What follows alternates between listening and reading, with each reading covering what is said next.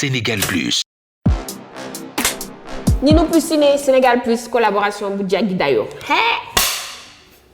Salut tout le monde! Gars, nous demain, ça me fait super plaisir de vous retrouver aujourd'hui sur cette scène. C'est mon copain Wa Sénégal Plus, ok?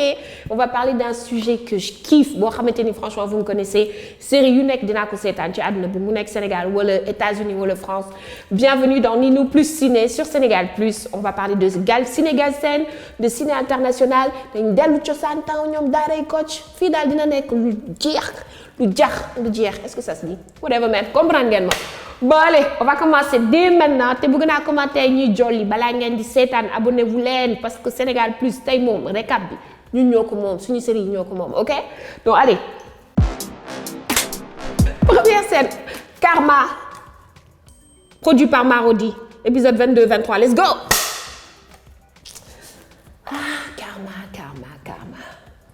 Épisode B, saison 2 B, je tiens à dire déjà bravo. Je vois Oscar B, mon mignon, déjà, pour Marodi. Non, sans blague, la saison 2 est juste une tuerie. Les gars. Épisode 22 B et épisode 23 B, qu'est-ce qu'on retient? Quels sont les points forts? C'est maintenant, on va en parler. Déjà, est-ce qu'on peut parler du couple de Malika et Majid? Bon, vous connaissez tous Malika. Chaque jour, il y a sur Internet, il y a Malika Werul et Majid. bëgg Amiléa dem si Malika déjà sama xol bi jeex na ba pare. Ok, on continue. Majid et Malika sont mariés. On n'est pas content parce que c'est pas des âmes sœurs. Malika devrait être avec Abou, mais ça on en reviendra après. Léegi Malika n'était en fait, nous on pensait tous que c'était une psychopathe, mais Malika da ngay dem ba yërëm ko parce que dafa perte doomam ak jëkkëram si accident. Et là j'ai envie de me dire le réel. Pourquoi tu as fait ça? Explique-nous, parce qu'on devait la détester. Et maintenant, ça va être très difficile instant. Mais c'est pas grave. Je pense que pour son personnage, on aurait dû en faire une vraie psychopathe qui tue sa fille parce qu'elle était énervée, parce qu'elle était trop jalouse. Je sais pas d'elle. On la déteste. Mais là, et aujourd'hui, elle est avec Majid. Comme on dit, Yolom Gagnon. Non, je rigole. Elle l'a kidnappé et laisse tomber. Épisode B, c'était juste magnifique. Giznaniko aussi, Marodi, vous êtes en train de devenir un peu moins de 12 ans. Hein? Je dis ça, je dis rien. En tout cas, je fais une fille. Allez, scène 2, partie 2. Virginie est-elle morte? Ah, Virginie. Est-ce que Virginie est morte? Virginie, vous devez bien du Kobal. Virginie, Yambarbi, elle avait commencé à se battre avec Abou. Abou dit dans le gagne. Abou dit avec d'autres coquilles. Virginie am deret. Mais en fait, bon c'était Abou daf ko dóor si bopp bi. Il y avait trop de sang. Virginie, elle peut pas vivre en fait, logiquement. Virginie, mënul dundu. Après, il y a toutes les théories qu'on trouve sur Internet. Vous avez des commentaires à gauche et à droite. Est-ce que Virginie est de battre Massamba? Est-ce que Virginie quitte ou quoi? Est-ce que Virginie damul na tout fait? Est-ce que boy bu ko waron soul sauver ou quoi? D'ailleurs, man musuma gis ñuy neub meurtre ba paré di ci def ay fleurs ni ben vrai tombe. C'était pas mal. C'est pas mal. Mais la vraie question c'est est-ce que Virginie doit mourir? Non, logiquement, dans le scénario. Est-ce que Virginie doit mourir? Est-ce que le scénario bi day gëna am xorom ou est-ce que dañuy won ni que au final gel bi day dé alors que on parle d'une personne bo xamanteni elle s'est battue à la fin pour sortir de violence conjugale et là muy dé. D'ailleurs musuma gis kenn kuy commencer xex ba paré commencer yambar. J'ai jamais compris. Mais Virginie, est-ce qu'elle mérite de mourir? Si vous voulez que je vous dise, et vous pouvez dire dans les commentaires. Hein, mais Virginie mérite ou dé? Parce que je ne vois pas l'intérêt Virginie Day. Je pense que il faut un twist. Ben affaire bo xamanteni dañu ko dencal fenn muy am ay nit yu manipuler, c'est mieux parce que dans le scénario je vois pas l'intérêt que Virginie mu dé. Wa Marodi so lañu déggé bo len doyé Virginie billahi du len ko bal. Duñu len ko bal. Et comme vous l'avez vu dans le dernier épisode, ils ont tous reçu façon Pretty Little Liars des photos de Virginie dans une moquette. Pas mal, je tiens à les applaudir. Bilay Réal bi sétane série américaine yu bari, c'est bien. c'est bien filmé, c'est bien fait, le suspense reste. Franchement, prochain épisode bi, nan ma jolé. Maintenant, on va passer scène 3. Série 15, premier crush, Massamba, Batch Massamba. Woy maa ngi dee. Lii moo wax leen benn affaire gars yi vous allez retrouver tout le temps benn série de 15 ku muy nekk gars yi wala gel yi fii moom xam nañu série la plupart levez la main su fekkee da ngeen di 15. Ok du man kese léegi xaaral leen ma expliquer leen benn affaire on va commencer cette série de 15 avec Batch Massamba, The Baye Fall, The Boy, Zakila.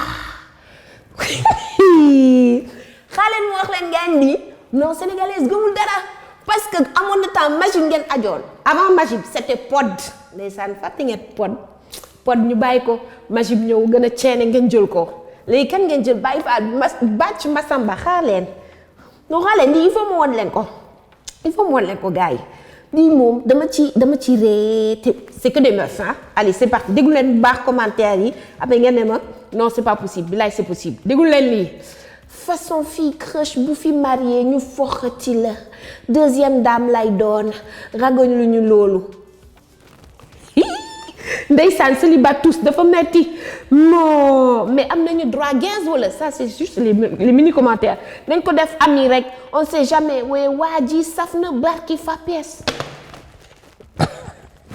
waa ji saf na dañ ko sauté à l'ail bokk ak ay soble wala damaa wus sax te pourtant maa fi ndax 15 dañ ko def ami waaw loolu waxoon na ko il a droit à 4 femmes l'espoir fait vivre il est gainzable non j'avoue nag il est gainzable noonu lañ ko wax te dee mais bàyyi naa 15 léegi bàyyi naa ko nekkatuma ci clan boobu mais nag seen commentaire bi lii du 15 lii moom c'est horrible xoolal je m'en parle ay 15 rek ñoo fi nekk instant bi te gel yi la mais bon loolu grave léegi dans 2 semaines ni ngeen jël keneen Batch Massamba son rôle est juste bien je trouve qu'il joue juste est-ce que c'est le frère de Virginie on en saura plus en tout cas du personnage am ñoo ngi koy développé ci Karma et je pense que on a vu ça boo leen xoolee on a à peu près la même chose dans Dérapage avec le papa de l'enfant c'est le papa du meilleur ami de Bachir dans Dérapage oui je sais j'ai oublié les noms c'est pour ça que je vous balance des trucs bref loolu moo doon premier 15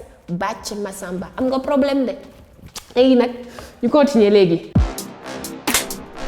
On en a marre les pubs dans les séries et le gagnant de ceux qui vraiment dit vous savez que je vous kiffe chaque fois vous faites du bon boulot mais là pour les pubs faut faire un effort sérieusement les gars ou est-ce que vous avez vu une conversation boo xamante ni déjà quelqu'un il a des brochures de développement d'appartement ou est-ce que vous avez vu kenn koo xamante ni da ngeen di toog yéen ñëpp mu ne la passe ma mayonnaise bi si waxtaan noonu mayonnaise bi lu may def su ma yeewu chaque matin mayonnaise bi lay xalaat moo taxit ma am ca waxte je vais vous faire regardez action regardez action.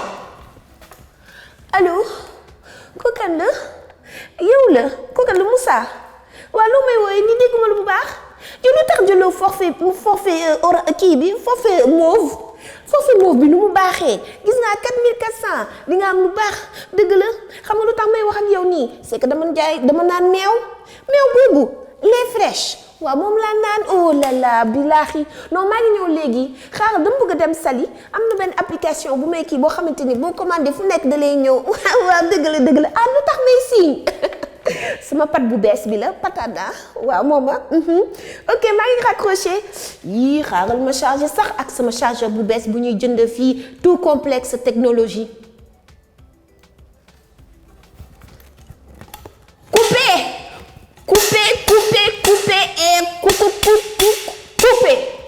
arrêtez def leen ko naturellement mère bi bu mu doon jaay cere meew bi booy bi moor bu police ñëw jël si ko c'était naturel booy kuy am genre de conversation yooyu god damn maintenant de chaque jour ñu wax leen ko changer leen c'est possible d'insérer les commentaires c'est possible d'insérer les pubs dans le scénario c'était tout merde. En tout cas, là, ce qu'on retient de Karma saison 2, ils sont à l'épisode 23. Épisode 23 ou l'épisode 22, je ne sais même plus. Je pense épisode 23. Ils sont top. Ça change.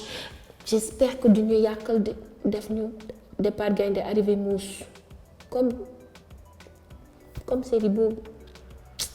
C'était moi, Ninou Plus Cinéma. On se donne rendez-vous bientôt pour des cas croustillants ci série yi te ñëpp duma ci bàyyi kenn muy Evenprod Pikine yi ñoom ñëpp booy fii duñu fi bàyyi kenn suñu série la ñoo ko moom duñu xaste mais dañuy wax dëgg on va kiffer mais on va dire la vérité, ok? Peace out. Sénégal Plus.